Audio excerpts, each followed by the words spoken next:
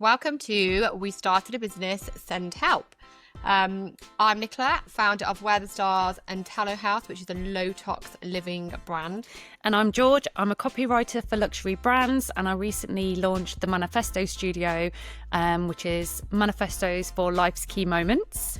So as you've probably figured out, we're figuring out how to start and run our own small businesses. So we're here to give you the highs, the lows and the learnings each week of what we found, and hopefully that helps you along your journey. Yeah, and when we get stuck, we call in the actual experts to give us easy to implement advice that won't need a trust fund and shed loads of time. So let's get on.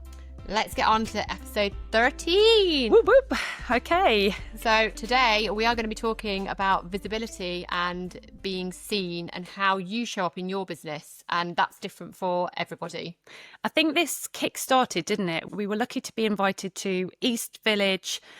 Used to be called PR agency, but it's actually pivoted to a visibility agency. Yeah. And we went along to the launch event. It was an amazing place in Birmingham at the Compound Studio. That was your first time there, wasn't it? Yeah, it's amazing. Very cool. Describe it for people. Urban. Yeah. It's urban getting there. Yeah, it is. And it's urban in there, but very, very cool. Yeah, it's about, 5 minutes from Snow Hill Station through a underpass or whatever. I mean, yeah, we ran through the underpass, I think it was, because we're so grown up.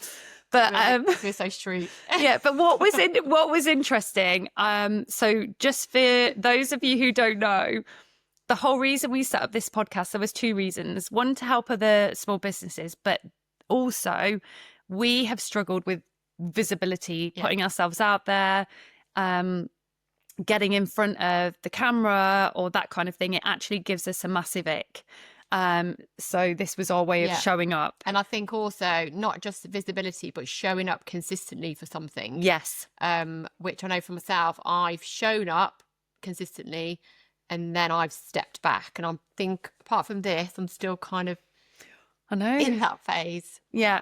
So we went along to this event, and what the whole premise was is that PR isn't PR anymore. The whole thing that all of us really need to fucking listen to right now is that visibility is key, even if it gives you the ick.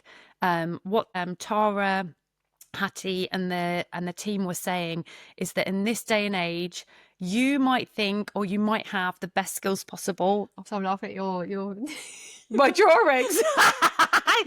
God. Also for the listeners, I can't help but do diagrams all the time. George, he literally picks a pen up and starts drawing boxes. So I've got my notes for the episode, and there's just loads of circle diagrams. Nick says whenever we talk about anything, she's like, right, when are you going to draw your diagram? Yeah, diagram lonely over here. But yeah, so they were saying that you might have the best product or the best business or the best idea, but if you're not visible, it means F4. How are people going to find you? So they've pivoted their business because PR isn't the only way now to make sure visibility. Well, I think our generation, we've grown up like Facebook and Instagram. Yeah. And now there's so many ways to be seen that I've definitely pigeonholed and I can't do TikTok and stuff. Yeah. TikTok feels really young. I don't know. Yeah. I mean, I don't know. It's not. I know it isn't, but to sort of go onto another app just feels a lot when actually you haven't mastered the app that you're doing. So yeah, the point being that I think they were saying ChatGPT is soon going to have searchable links. Shops. You can shop from it already. So people aren't going to be using Google search. And other search engines are available. And she was also saying that, Tara was also saying that when they're looking for a restaurant to go to in Manchester, she'll be on Google, restaurants in Manchester, and her team are on TikTok. Yeah. So it's just getting your head around that there's so many ways to be seen and be visible, and choosing the platform that feels right for you.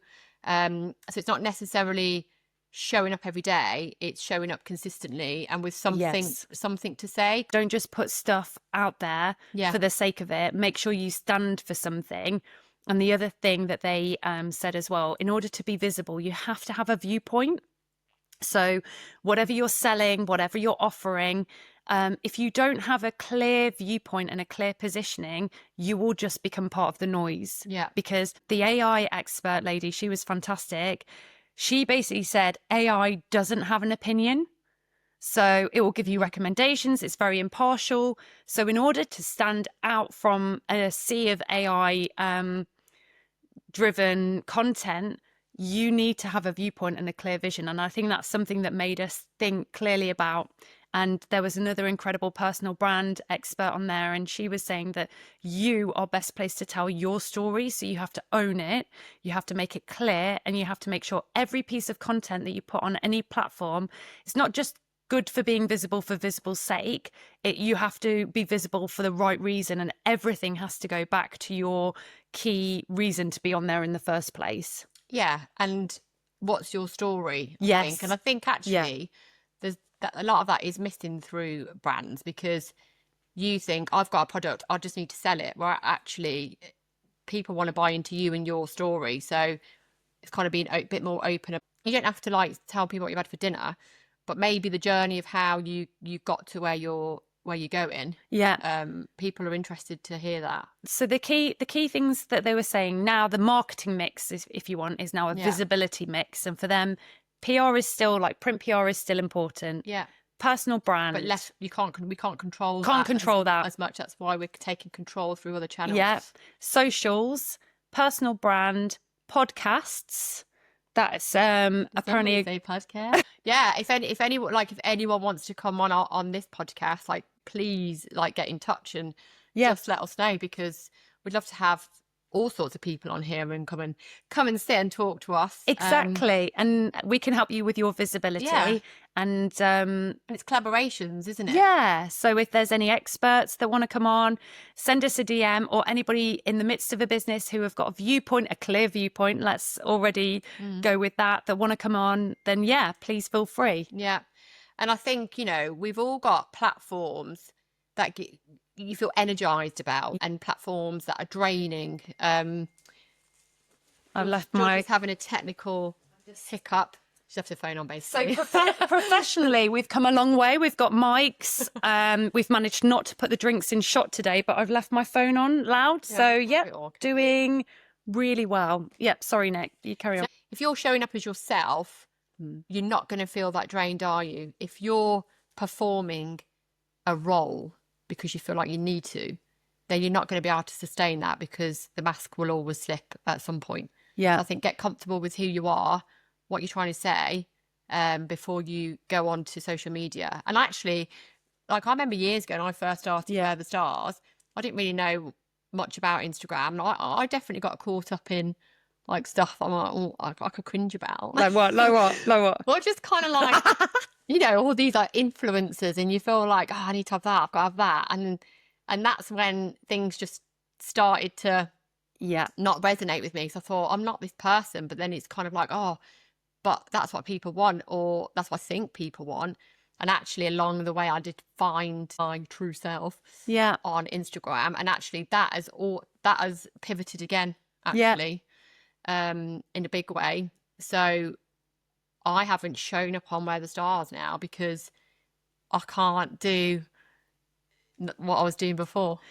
So you're looking at different ways of showing up. Yeah. How I feel comfortable now, because it's my birthday on Sunday. Oh. And I've been on my Instagram probably for 10 years, nearly 10 years. Wow, okay. So from where I started to who I am now, like, I've been through loads of changes. So I can't possibly show up as I did then to who I am now, because of... In fact, it was quite funny, wasn't it? So obviously, those who have been listening know that our original Instagram podcast account got pulled down. Yeah. And so for us, it was a good lesson about visibility. We knew that we still needed to be on Instagram, but it forced us to be on a different platform. We then decided to go on YouTube, but then we knew we had to record the podcast visually. So that was a learning curve in itself, but it's meant that we're showing up in a different way. We then have gone on to YouTube, and actually some of the clips are getting a lot more traction than they would on Instagram. Because everything happens for a reason. Everything happens for a reason. And actually, it's interesting learning what's working there. And what I would say to anybody listening now, if you're struggling and you're finding it hard to get any traction, it feels a bit exhausting being on Instagram, then any clips that you've already got, put them on YouTube as shorts, get a catchy headline, and then watch it go and see what works and what lands. Because sometimes, you know, what you think works on one platform might work better on another one. But when we then had to set up our YouTube account, we found your old Where the Stars one, didn't we? Taken down. Taken down. So yeah, you know, obviously we talked a lot about Instagram, and we've also talked about there's other ways to show up as well. And I think that is about, depends on what you're doing. I mean, you might not be just selling anything. You could, you know, just be informing people. Yeah. So you could do a mix of local events. You might build a local community. You might do newsletters or blogs, like a bit more longer form, and then cut those a little bit on Instagram to get people onto your website. There's lots of different ways to pull that together and show up. Yeah. I think one of the other things that the AI expert at this launch event said, and it was really good, is if you are trying to work out your visibility strategy for your business or your freelance service, instead of generating content through ChatGPT or an AI tool, get it to ask you questions. So the personal brand expert from Manchester used this a lot for her personal brand. So you ask it to, you know, you say, I'm trying to work on my visibility for my business. Please, can you ask me questions so I can hone my strategy? I thought that was a really interesting way to use it, almost as like a sparring partner rather than just a content like developer. What to do kind of thing. Yeah. Where do you feel comfortable showing up? Nowhere. I would say that I've got on my copywriting website, I've got a blog called The Notebook. Yeah, which is brilliant. Oh, well, thank you. Slightly biased. And that is a way where I share things that have caught my eye in terms of luxury brands and the way that they market and that kind of thing. And it's my viewpoint, but without having I do it via writing and images versus me talking about it. Yeah. So do you feel not as comfortable in front of the camera, or you don't mind, or? It gives me a massive ick. So when we started then videoing these podcasts, I get more anxiety now than when we just didn't record it. But I guess that a lot of people, that all resonate with a lot of people.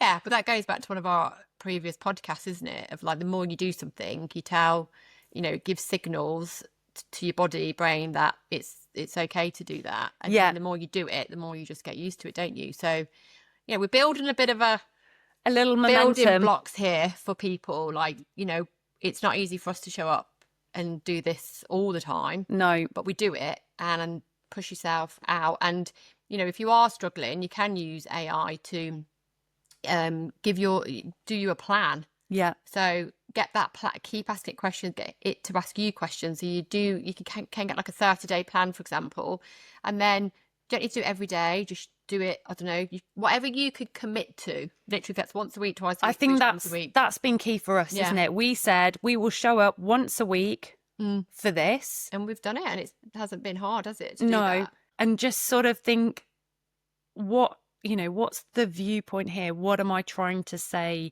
right now? The personal brand experts gave the example of somebody sharing on LinkedIn their new shoes or car. It was that's what I was saying, that car thing. Oh. Yeah. So he posted on LinkedIn, wasn't it? And he tried to make it deep and meaningful, but he was basically saying, I've got a brand new Range Rover. And it was really obvious. And everyone was like, just say, I've got a brand new Range Rover. I love my car. Exactly. People can see it. Like, if you feel cringe, like, it's cringe. Like, just be yourself. She asked everybody to put their hands up who feels ick when they post on LinkedIn or social media. And a lot of people put their hands up. And then she said, nobody here is successful enough to not post. You know, if you've got the ick, you've got to get over yourself, because all of us are starting out or on the way, and we can't afford to be too proud. Yeah, for sure. And I think if you're stuck posting or showing up on any platform, you probably need to go back to your sort of values and stuff about why you're doing what you're doing. Because if you are stuck, you might not be on the right sort of path, or you're not saying what you really want to say, therefore you can't say it. Yeah. And also, if you look at the people that you follow or resonate with on LinkedIn, on TikTok, on, Instagram, I reckon, because I had a look, after the launch event, most of them stand for something really specific. Don't be scared of expressing that opinion. There's a way of saying it, and you can, make it a bit softer, but actually, that's another thing. If it doesn't feel like it's flowing, it's probably because you're not saying what you want to say. Yeah, for sure. And actually, I've got to credit Jen. I get a lot of my pearls of wisdom. You from do. Jen. She always says, I know when you're talking about me. So Jen said yesterday, my friend. Who is Jen? Jen is a nutritional therapist, and she's a wonderful human being. And so I spoke to her yesterday, and we're all kind of going through the same things at the moment. So she was saying that she's doing a bit of work with a lady called Lissy. Can't think of her surname, sorry. But if you're in a space, let's say, I don't know, I'm doing styling just for example, and you're a bit stuck, and there's somebody that you're watching on Instagram who's doing probably very similar to what you want to do, you can keep those folders. Oh, yeah. Save them. Yeah. And then just get inspo from them and actually kind of regurgitate what they're saying, but in your way. That's a really bloody good tip, isn't it? Yeah, because you think, oh, they're saying it. I could say that. That's like what I want to say. And actually just seeing somebody it being played back to you, kind of like makes you realise how easy that was. You think, well, why didn't I do that? I've thought about that. Yeah. We overcomplicate things, or I definitely do.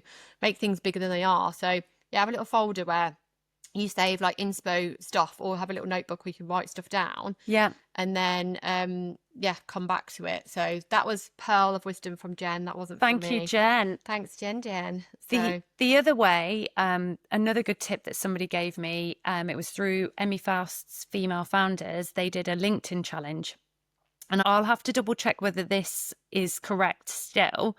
But in relation to the algorithm, what you can do, instead of posting yourself, if you're not feeling that confident yet, the best thing to do is to post replies or comments on other people's posts. Yeah. Make sure that they're 6 words or above, because it does 2 things. One, it boosts their post up the algorithm.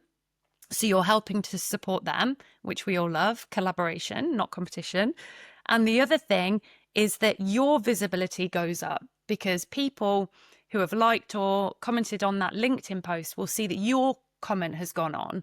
So without having to, spend hours worrying about what you're going to post, just by doing that, it's like a easy warm-up entry into that sort of space. So I thought that's a really good tip. And actually, that's old school, isn't it? Yeah. And you forget about that because those new things come in that you should be doing. And you just triggered a thought. I remember years ago, I used to spend a lot of time doing exactly that, following people on Instagram, commenting, liking, which is all the sort of things we should be doing, but we just forget because we post and then we go off and cook dinner or whatever and just don't even think to check sometimes. So like going through liking, following people, hopefully they'll follow you back, and then like growing that way. But I also just want to say that there's a lot of successful businesses out there who don't have tons of followers. Followers doesn't equate to sales or business or whatever. It's building the right community around what you're trying to get out there, whether you're selling a service or a product. And so it's not always about numbers. You can still build a successful business without all the. And the other thing is visibility. Get bloody out there. So we went to this launch event, and actually we made some really good connections, didn't we? Yeah. We met an incredible guy who invited us to an amazing event that unfortunately we can't go to. Yeah. We would never in a million years have got that invitation if we weren't physically out there. So even if you don't feel like networking or going, just bloody get out there. Or maybe when you're doing your visibility strategy plan, do the things that make you feel comfortable, but just do one thing that makes you feel really uncomfortable. Yeah. Because probably a lot of us will hide for the comfort. Yeah. Behind a screen. Yeah. Behind your phone. But the uncomfortableness probably get a lot more out of, because Yes. you never know who you're going to speak to. No, honestly, you never know who yeah. you meet, and you never know what that's going to like come to. I mean, I feel like that's a lot of wisdom. I mean, if only we'd listen to if only we would listen to ourselves.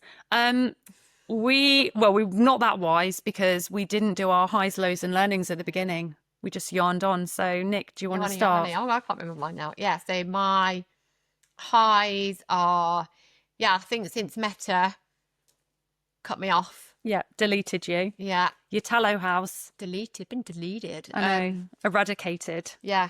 I feel like it's kind of made me think about I think I said this last time, but what I'm actually doing. Yeah. Because if you know me, I have always lots of things kind of going on, and it's made me realise that all the things I've done over the years, all the things I've been interested in, I think they're coming together. I think they are. Into one house, rather than me kind of keeping them all chopped up and separate. Yes. So that's probably a high. It's organically come together, sparked by the universe deleting your account.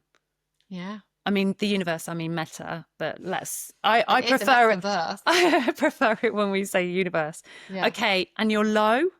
My low is probably what happened. I don't think I'm not over it, but it is a bit of a blow, because before that happened, I was definitely going that way, and it's like, the brakes have been put on, and I'm not sure now. So I think it was taken for a reason. Yeah, I'm just going to go with that. Okay, and the learning, I guess, is that? The learning is probably your gut instinct always wins, doesn't it? And whatever I've thought about in the past and what I wanted to do, although I've tried to shove it to one side, it won't go. So I've got to kind of work out how I'm going to put all that together. So in terms of highs, I always seem to have my highs for the manifesto studio, never for my copywriting. Although I've had some cool copywriting things. Yeah, but I always feel like it's just a high, because you always do really well. You always get really good feedback. You always nail it. So that's just like a permanent high. Okay, we'll go with that. So maybe the ups and downs is more. Yeah, maybe the ups and downs is more the product business. So and that's my biggest learning. So the highs is this week I drafted a back to work manifesto for parents returning back to work, because I know a few people that were returning and they had a lot of anxiety about it.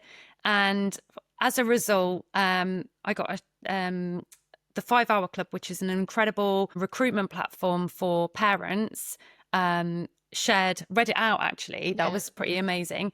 And also I had my first international order from the US from a guy buying the Back to Work manifesto, which was, I may or may not have had a little yippee and then a cry. The lows was you're international now. Oh well, not really, because my low is that I hadn't factored in. Yeah. Ben, my husband's probably listening to this, so I'll probably get nailed for this another time. Hadn't factored quite enough postage to cover off that order sending. That's my learning. Yeah, and I guess at the minute I'm just feeling massive sort of overwhelmed. So I've got quite a big campaign that I've got to do for one client, and another campaign for another client. And in between doing the manifesto stuff and just doing life and the kids have had loads of events on and things. So actually time has been, I feel like, a little bit up against it. And I'd say my learning is, before I would stress out so much about it and really get into a flat spin and tell everybody how stressed I was. I'm so busy, I'm so stressed. And and you said this, that there's power in slowing down. So I've basically been able to... I'm so wise. I've actually been able to slow the hell down and not panic, go to immediate flap. And I mean, it's only taken 46 years to get here, but I feel like... You're here though, girl. I'm here. So yeah, so I guess, and also our other learnings is not to put drinks on the table. And learnings. So that wraps up episode 13 of We Started a Business to Send Help. And if you would like to come on the pod as a guest expert or as anything else, let us know. And if you want to help us, I've got to get goals because loads of things went through my head there. Yeah, we'd love you to come on the podcast. So yeah, just drop us a line. And remember to go on over and say hi to us over on YouTube. Yeah. And I can't do it. Like, subscribe. What is it? Like, comment and subscribe. Yeah, and share. Oh, share. Oh, yes, share. That's a big one, isn't it? So yeah. I'm really good at this. And for those who are really invested, I heard that Kath's away on holiday, so it's another week without the jingle. Yeah. Maybe we have to do our own jingle. I think we'll just get some bells and just... We'll give it a go. It actually that gives me massive ick. Maybe for our visibility issues, we need to do our own jingle. Yeah, maybe. Anyway, if anyone's out there in the ether listening who wants to do a jingle, please let us know. Let us know. Right, thank you. I've got the giggles. Right, thank you so much. And we'll see you next week. Oh,